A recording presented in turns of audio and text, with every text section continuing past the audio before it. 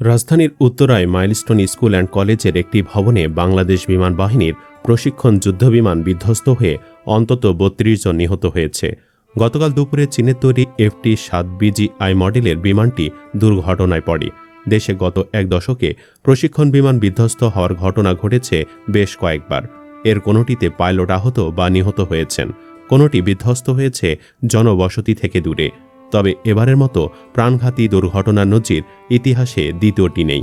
সামরিক বিশ্লেষকরা বলছেন, গত এক দশকে একের পর এক প্রশিক্ষণ বিমান দুর্ঘটনার পরও মৌলিক পরিবর্তন আসেনি বিমান বাহিনীর বহরে কিংবা নীতি নির্ধারণে। যুক্ত হয়নি আধুনিক যুদ্ধবিমান। পুরনো প্রযুক্তির এয়ারক্রাফট দিয়ে চলছে বাহিনীর কার্যক্রম। বাংলাদেশ সরকারের পক্ষ থেকে বারবার আধুনিক যুদ্ধবিমান কেনার চেষ্টা করা হয়েছে, কিন্তু ভারতের পক্ষ থেকে বারবার উদ্বেগ জানানো হয়েছে। ভারত মনে করে বাংলাদেশের হাতে আধুনিক অস্ত্র থাকা মানে সেটি ভারতের জন্য হুমকি। আর এজন্যই মোদির স্ত্রী শেখ হাসিনা কখনোই বিমান বাহিনীকে সুসজ্জিত করার উদ্যোগ গ্রহণ করেনি। বাংলাদেশ বিমান বাহিনীর প্রশিক্ষণ বিমানের দুর্ঘটনা নতুন নয়। চলতি বছরের ১৩ মার্চ যশোরে গ্রোভ ১২০ টিপি বিমানটি জরুরি অবতরণকালে দুর্ঘটনায় পড়ে। ২০২৪ সালে ৯ মে চট্টগ্রামে ইয়াক ১৩০ প্রশিক্ষণ যুদ্ধবিমান যান্ত্রিক ত্রুটির কারণে ভেঙে পড়ে। Co-pilot squadron leader Asim Jawad পরবর্তী সময়ে মারা যান। ২০২৩ সালের ১৫ অক্টোবর বগুড়ায় একটি PT-6 প্রশিক্ষণ বিমান দুর্ঘটনার শিকার হলেও পাইলটরা অক্ষত ছিলেন। ২০১৮ সালের নভেম্বরে প্রশিক্ষণের সময় টাঙ্গাইলের মধুপুরে বিধ্বস্ত হয় F-7BG। এতে নিহত হন পাইলট আরিফ আহমেদ। ২০১৫ সালের জুনে F-7 যুদ্ধবিমান সাগরে বিধ্বস্ত হলে পাইলট তাহমিদ নিখোঁজ হন। এমন আরও অন্তত ৭-৮টি দুর্ঘটনার কথা উল্লেখ করা যায়। ২০০৮ সালের এপ্রিলে টাঙ্গাইলের ঘাটাইলে পাহাড়িপাড়া গ্রামে পাইলটসহ বিধ্বস্ত হয় একটি F-7 প্রশিক্ষণ যুদ্ধবিমান।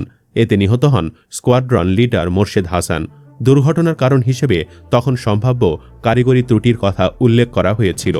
বিশ্লেষণ করে দেখা যায়, এ দুর্ঘটনাগুলোর মধ্যে ৩বারই ছিল F-7 প্রশিক্ষণ বিমান। উত্তরায় বিধ্বস্ত হওয়া F-7 সিরিজের বিমানটিও ছিল চীনের তৈরি J-7 তথা FT-7BGI। এটি মূলত ১৯৬০ থেকে ১৯৯০ দশকের প্রযুক্তি। বর্তমানে এ ধরনের বিমানের দুর্ঘটনার হার অনেক বেশি বলে উল্লেখ করেছে অ্যারোস্পেস গ্লোবাল নিউজ। ১৯৬০ থেকে ১৯৯০ দশক পর্যন্ত চীনের পিপুলস লিবারেশন আর্মির বহরে সবচেয়ে বেশি উচ্চতায় উঠতে সক্ষম ও দ্রুতগামী জেট ছিল J-7। অ্যারোস্পেস গ্লোবাল নিউজের তথ্য অনুযায়ী রপ্তানির সময় চীনা কোম্পানিটি F-7 যুদ্ধবিমান আমদানিকারকদের চাহিদা অনুযায়ী তৈরি করে। সে সময় এর নামের সঙ্গে কিছু সংকেত ব্যবহার করা হয়। যেমন বাংলাদেশ যদি এ সিরিজের যুদ্ধবিমান আমদানি করে, তাহলে F-7 এর পর ইংরেজি অক্ষর B যুক্ত হয়, আর গ্লাস ককপিটের নকশার ক্ষেত্রে G এবং উন্নত সংস্করণ বোঝাতে ইমপ্রুভডের I যুক্ত হয়। এজিএন বলছে, এ ধরনের জেট খুব একটা উন্নত বিশ্বে ব্যবহার হয় না, কারণ নতুন প্রজন্মের যুদ্ধ বিমানের চেয়ে এর দুর্ঘটনার হার বেশি। এর কারণ পুরনো নকশার এয়ারফ্রেম, সীমিত নিরাপত্তা, আধুনিক ফ্লাইট নিয়ন্ত্রণ ব্যবস্থার অভাব। এভিয়েশন ভিত্তিক ওয়েবসাইটগুলো তথ্য অনুযায়ী F-7 কম স্বয়ংক্রিয় যুদ্ধবিমান। এ বিষয়ে Foundation for Strategic and Development স্টাডিজের chairman major general Fazle Elahi Akbar বলেন, আমাদের যে ফাইটার জেটগুলো আছে তার বেশিরভাগই মেয়াদ উত্তীর্ণ। যে বিমানটি বিধ্বস্ত হয়েছে সেটার উৎপাদন বন্ধ হয়ে গেছে ২০১৩ সালেই। আমরা এগুলো আর কতদিন চালাবো? তার উপর যথাযথ মেইনটেইন করা হয় কিনা সন্দেহ। শুনেছি এখানে অনেক অনিয়ম রয়েছে। যদি সত্যি তাই হয়, তাহলে এই এয়ারক্রাফটগুলো এক একটা উড়ন্ত লাশের কফিন। এটাই প্রমাণ করে আমাদের জাতীয় নিরাপত্তা কোন দশায় আছে। এ ধরনের ঘটনা এড়াতে নতুন এয়ারক্রাফট কিনতেই হবে জানিয়ে তিনি বলেন, ৭০ সালের গাড়ি আর এখনকার গাড়ির মধ্যে প্রযুক্তির আধুনিকতায় আকাশ পাতাল ব্যবধান। আমরা অনেকদিন ধরে বলে আসছি, বাংলাদেশের আকাশ প্রতিরক্ষা ব্যবস্থা দুর্বল। এসব বিমান দুর্ঘটনা আঙ্গুল দিয়ে দেখিয়ে দিচ্ছে আসলে আমরা কতটা দুর্বল। এক দশক ধরে বিমান বাহিনীর চেষ্টা করছে কেনাকাটা করার, কিন্তু এক অদৃশ্য চাপের কারণে সেটি আর হয়নি। এখন সময় এসেছে যত দ্রুত সম্ভব বিমান বাহিনীর আধুনিকায়ন প্রয়োজন। বাংলাদেশ বিমান বাহিনীর বহরে আছে মোট ৪৪টি যুদ্ধ বিমান। এর মধ্যে ৩৬টি চীনের তৈরি F-7 সিরিজের বাতিল ভাঙ্গাড়ি মাল, যেগুলোর উৎপাদন বন্ধ হয়ে গেছে ২০১৩ সালে। বাকিগুলো সোভিয়েত আমলের MiG-29। আধুনিক যুগে বা প্রশিক্ষণে এসব বিমান কোনোভাবেই কার্যকরী নয়। বিশেষজ্ঞদের মতে দ্বিতীয় ও তৃতীয় প্রজন্মের এই জেটগুলো নতুন প্রজন্মের স্টিল ও আধুনিক রাডার প্রযুক্তির সামনে একেবারেই খেলনা। যে কোনো জিনিস পুরনো হলে ঝুঁকি বাড়বে মন্তব্য করে air vice marshal Mahmud Hossain বলেন, যে কোনো এয়ারক্রাফট ফিট হওয়ার পরই উড্ডয়নের অনুমতি দেওয়া হয়। এটাই নিয়ম, যা আমাদের এখানেও মানা হয়।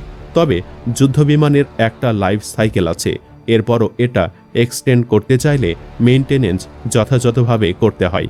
ভারতে একসময় MiG-21 বিমানে বেশ কয়েকজন পাইলট দুর্ঘটনার শিকার হয়েছিলেন।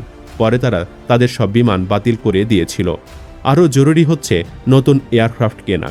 এয়ারক্রাফট কিনতে গেলে অনেক স্টাডি করে কিনতে হয়। আমাদেরও সেটা করতে হবে।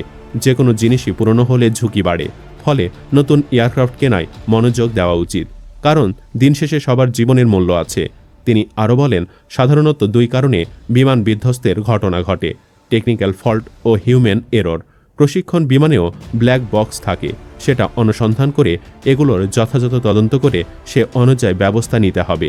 অন্যান্য অনেক দেশে প্রশিক্ষণ কার্যক্রম হয় অনেকটা জনমানবহীন খোলা জায়গায়।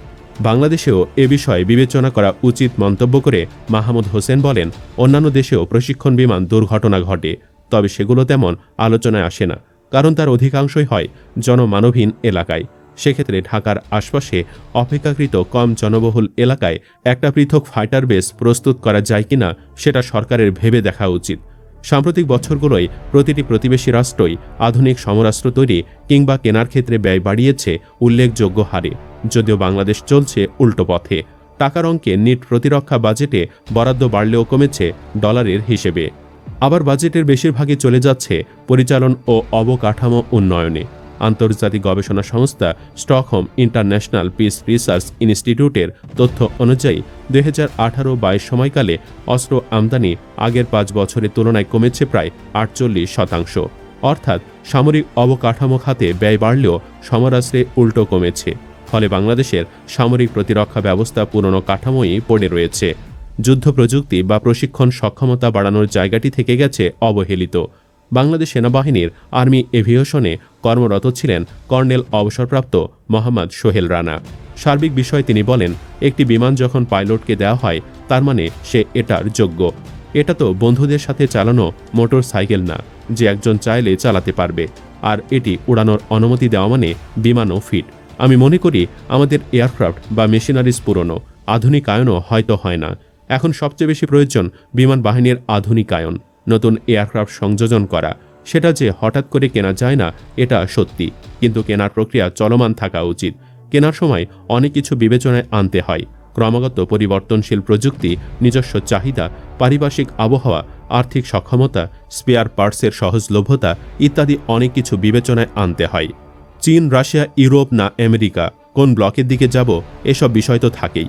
তবে সবকিছু মিলিয়ে বিমান বাহিনীর আধুনিকায়ন দরকার। সুপ্রিয় দর্শক, বাংলাদেশের বিমান বাহিনীর আধুনিকায়ন না হবার জন্য আপনি কি হাসিনাকে দায়ী করবেন? কমেন্ট বক্সে জানিয়ে দিন আপনার মতামত। ভিডিওটি ভালো লাগলে লাইক দিন এবং শেয়ার করুন। আর এই চ্যানেলে আজই প্রথম হলে অন্য ভিডিওগুলো দেখুন। ভালো লাগলে সাবস্ক্রাইব করুন। ধন্যবাদ।